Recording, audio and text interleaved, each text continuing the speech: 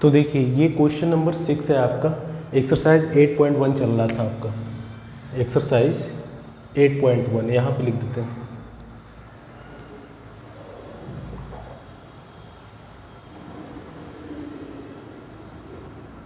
Exercise 8.1 चल रहा था, ठीक है, एनसीईआरटी क्लास 10th का इंट्रोडक्शन टू ट्रिग्नोमेट्री था। तो इसमें क्या है आपका कि ए और बी एक्यूट एंगल होते हैं। एक्यूट एंगल क्या होते हैं? एक्यूट एंगल क्या होते हैं आपके? जो कि लेस देन 90 होते हैं, वही तो एक्यूट एंगल होता है। तो यहाँ पे क्वेश्चन है आपका कि ए और बी जो है वो एक्यूट एंगल है। अच्छा, और cos A equals to cos B है, ठीक है। तो देखिए जब भी एक चीज़ याद रखिएगा यहाँ पे,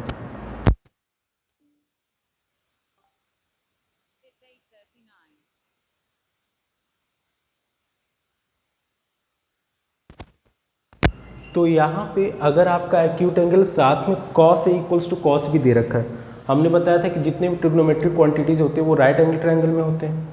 तो यहाँ पे फर्स्ट थिंग जो हमें करना है कि cos A equals to cos B है, दैट मीन्स पहले हम राइट एंगल ट्रायंगल लिख लेते हैं, ठीक है। तो ये हमने इस तरीके से ए बी सी ये ले लिया। अब यहाँ पे cos A equals to cos B दे रखा, तो आपसे कह रहा है प्रूफ करो angle A equals to angle B. तो देखिए हम क्या करेंगे, एक कंस्ट्रक्शन करेंगे सी से डी पे परपेंडिकुलर, ये जो सी से डी पे हमने एक परपेंडिकुलर ड्रॉ किया है, ठीक है। अच्छा, अब यहाँ पे देखिए अगर हम ट्रायंगल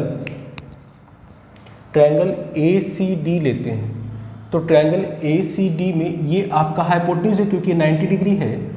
ये कंस्ट्रक्शन किया हमने सी डी को हमने 90 डिग्री पे ऑल्टीट्यूड एक ड्रॉ किया ए बी पे, तो ये 90 डिग्री है, तो इसका अपोजिट वाला क्या होता है, हाइपोटेन्यूज। तो ट्रायंगल ए सी डी में क्या हो जाएगा, ए सी का square equals to C D का स्क्वायर प्लस ए डी का स्क्वायर। तो यहाँ से हो जाएगा सी डी का स्क्वायर, ये इक्वल्स टू ये इधर चला जाएगा, ए सी का स्क्वायर माइनस ए डी का स्क्वायर, ठीक है। अब इसी तरीके से ट्रायंगल सी डी बी की बात करें,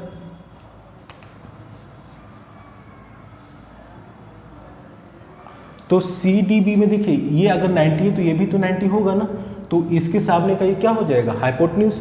जो 90 डिग्री होता है उसका अपोजिट जो साइड होता है क्या होता है, वो 90 डिग्री। तो यहाँ पे सी बी का स्क्वायर क्या हो जाएगा, सी डी का स्क्वायर प्लस बी डी का स्क्वायर। तो यहाँ से हो जाएगा सी डी का स्क्वायर इक्वल्स टू, ये वाला इधर चला जाए तो सी बी का स्क्वायर माइनस बी डी का स्क्वायर, ठीक है। तो ये सी बी का स्क्वायर हो गया। अच्छा, और देखिए यहाँ पे और क्या दे रखा है, cos A equals to cos B.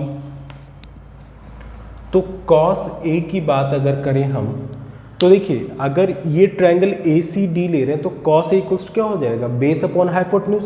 ये 90 डिग्री इसके सामने का क्या है आपका परपेंडिकुलर है, तो इसमें से आपका एक बेस हो जाएगा और एक क्या हो जाएगा, हाइपोटेन्यूज हो जाएगा। तो यहाँ पे देखिए ये अगर हाइपोटेन्यूज है तो this will be base and this will be hypotenuse, ये सॉरी परपेंडिकुलर। तो base upon hypotenuse that means A D upon A C, ठीक है। और आपको दे रखा है कॉस बी, तो कॉस बी के केस में आपको ये एंगल लेना है, तो इसके सामने का देखिए ये परपेंडिकुलर हो जाएगा, ये आपका हाइपोटेन्यूज है, तो ये क्या हो जाएगा, बेस हो जाएगा। तो B D upon C B हो जाएगा।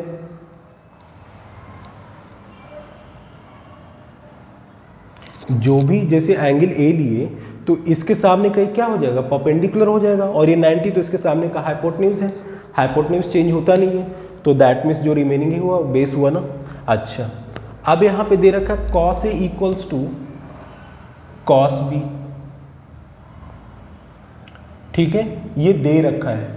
तो यहाँ पे that means A D upon A C equals to B D upon C B, और इसको हमने एक वैल्यू के इक्वल मान लिया। ठीक है, अब यहाँ देखिए ये आपका इक्वेशन 1 था, ये इक्वेशन 2 है। अब यहाँ से देखिए अगर AD की बात करें, AD upon BD equals to AC upon CB हो जाएगा ना। इसको अगर देखें तो यहाँ से AD upon AC equals to BD upon CB है। इसको हम लिख सकते हैं, ये इधर आ जाएगा और ये इधर चला जाएगा, तो AD अपॉन ये नीचे आ गया तो क्या हो गया BD, और ये AC इधर चला गया तो AC अपॉन BC, और इसके इक्विवेलेंट हमने क्या माना है, एक कांस्टेंट माना है। तो अब यहाँ पे AD इक्वल्स टू, देखिए AD इक्वल्स क्या हो जाएगा K इंटू BD हो जाएगा, और इसी तरीके से AC इक्वल्स टू क्या हो जाएगा K इंटू BC। ठीक है, तो यहाँ पे ये देखिए जो जब भी ऐसा माना जाता है तो कोई भी दो वैल्यू अगर इक्वल होता है तो वो क्या होता है, कांस्टेंट के इक्वल होता है। तो अब यहाँ पे देखिए, तो अब इस हिसाब से यहाँ पे जब हम वैल्यू है CD का स्क्वायर इक्वल्स टू AC का स्क्वायर माइनस AD का स्क्वायर है, देखिए तो ये आ गया। तो यहाँ से हम क्या लिखेंगे, ये देखिए ये जो हमने इसके बाद सॉल्व किया तो AD इक्वल्स टू क्या हो जाएगा, चूंकि ये दोनों वैल्यू कांस्टेंट K के बराबर है तो AD इक्वल्स टू हो जाएगा K BD, और AC इक्वल्स टू हो जाएगा K इंटू BC। ठीक है, अब यहाँ पे ये जो CD का स्क्वायर है और ये हमारा ये दोनों है, तो देखिए दोनों CD के स्क्वायर के इक्वल है ना। इक्वेशन 1 और इक्वेशन 2 में CD का square equals to this, CD का स्क्वायर इक्वल्स टू दिस, ये है। तो यहाँ से लिखते हैं CD का square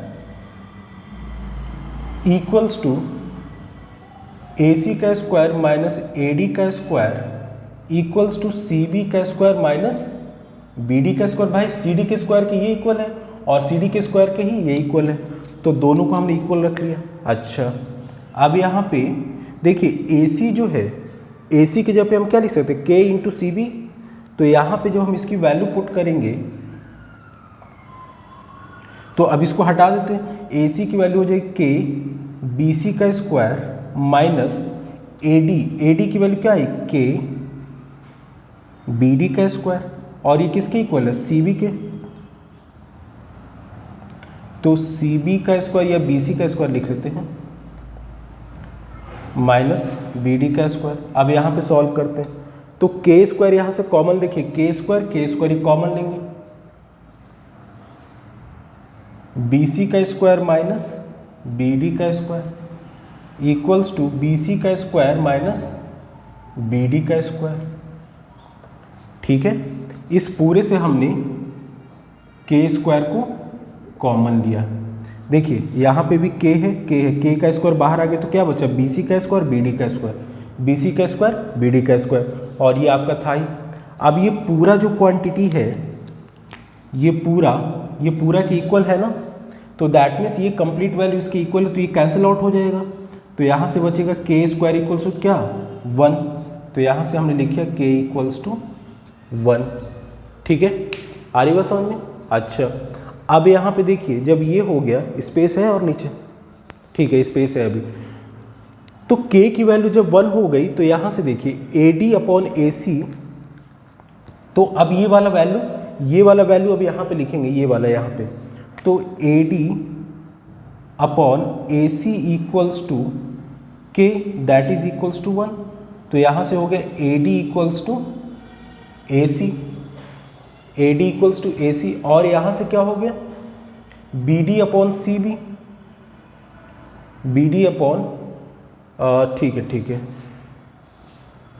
BD upon BC equals to 1, क्योंकि K की वैल्यू 1 है, तो यहाँ से हो गया BD इक्वल्स टू BC। अब यहाँ देखिए AD जो है वो AC के इक्वल है और BD जो है BC के इक्वल है, ये दोनों इसके इक्वल हैं। अगर यहाँ से करें तो AD अपॉन ये तो हमारा इससे हो गया, इसी तरीके से अगर इससे करें तो AD जो है AD BD के इक्वल हो जाएगा और AC जो है BC के इक्वल हो जाएगा। हमने ये वैल्यू यहाँ पे लिया और K की वैल्यू जो था 1 रखा, तो हमारा AD इक्वल्स टू AC आ गया और BD इक्वल्स टू BC आ गया।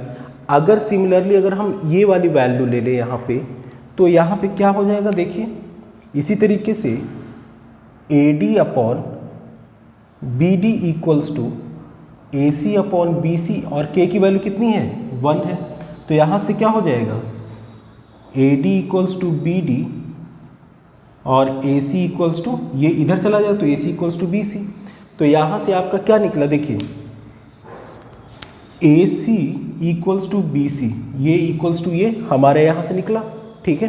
तो इसका मतलब क्या हुआ, ये दोनों साइड्स क्या है इक्वल है, और इक्वल साइड्स के अपोजिट एंगल क्या होते हैं, वो भी इक्वल होते हैं। तो इसके अपोजिट में ये एंगल है, इसको मान लिया x, और इसके अपोजिट ये एंगल है, तो ये angle x equals to angle y होगा ना, और x क्या है एंगल b है ना, तो एंगल b, और y क्या है एंगल a। तो यहाँ से ये आपका प्रूफ हो गया। अच्छा क्वेश्चन था, देख लीजिए इस क्वेश्चन को। तो ऐसे क्वेश्चन में बेसिकली क्या होता है, देखिए यहाँ पे आपको थोड़ा सा कंस्ट्रक्शन करना पड़ा ऑल्टीट्यूड का, परपेंडिकुलर आपने ड्रॉ किया। जब आपने ड्रॉ किया तो उसके बाद फिर यहाँ पे पहले हमने इस ट्रायंगल में पाइथागोरस थ्योरम लगाया, फिर इस थ्योरम लगाया, फिर थोड़ा सा एडजस्टमेंट किया। अच्छा क्वेश्चन था, इसको ध्यान से करिएगा। चलिए थैंक यू, आज के लिए इतना ही रखते हैं।